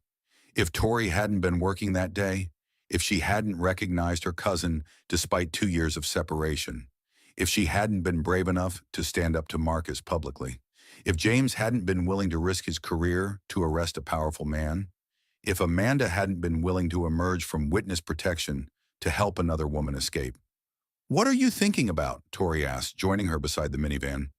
"How many things had to go right for this to end the way it did? How easily it could have gone wrong if any one of you had decided it wasn't your problem." "It was always our problem," Patty Morrison said firmly, speaking with the authority of a woman who had raised 2 children alone and never backed down from protecting her family. "You're our family. Sophia is our family. Marcus Hamilton made it our problem the moment he decided to hurt you." Rebecca looked around the showroom at the people who had risked everything to save her. Tori, who had confronted a billionaire to protect her cousin. James, who had jeopardized his career to arrest an untouchable man. Daniel, who had abandoned his work to research her situation. Her mother, who had driven through the night to stand by her side. Amanda, who had sacrificed her carefully protected anonymity to help another woman escape. Grace, who had dedicated years to building a case against Marcus. And Agent Chen, who had orchestrated the investigation that brought him down. "I used to think I was alone," Rebecca said quietly. "For 2 years, Marcus convinced me that I had no one, that no one would believe me, that no one would help me even if they did believe me. But you were wrong," Sophia stirred in her arms, and Rebecca smiled down at her daughter. "You were never alone. You just couldn't see the people who were waiting to help you." Outside the showroom, Denver continued its normal rhythm of daily life. People going to work, children walking to school, families living ordinary lives without fear or surveillance, or the constant threat of violence. It was the kind of normal life Rebecca had thought she'd lost forever when she married Marcus Hamilton. Now, holding her daughter in the same place where her nightmare had begun, Rebecca Morrison understood something she'd never fully grasped during her marriage. Love wasn't about control, possession, or the systematic destruction of independence. Love was about standing together when times got difficult, protecting each other when danger threatened, and refusing to abandon family even when the cost was high. Marcus Hamilton had been wealthy, powerful, and connected. But in the end, he'd lost to something he'd never understood and couldn't buy. A group of ordinary people who refused to let evil triumph when they had the power to stop it.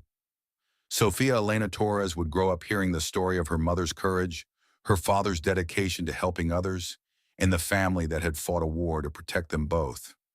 She would understand that sometimes the most important battles are fought by ordinary people who choose to be extraordinary when circumstances demand it. As spring sunlight streamed through the showroom windows, Rebecca Morrison held her daughter close and felt something she'd almost forgotten existed: hope for the future, gratitude for the present, and the absolute certainty that some victories are worth any price. The battle for Rebecca's freedom was over. The life she'd built with that freedom was just beginning.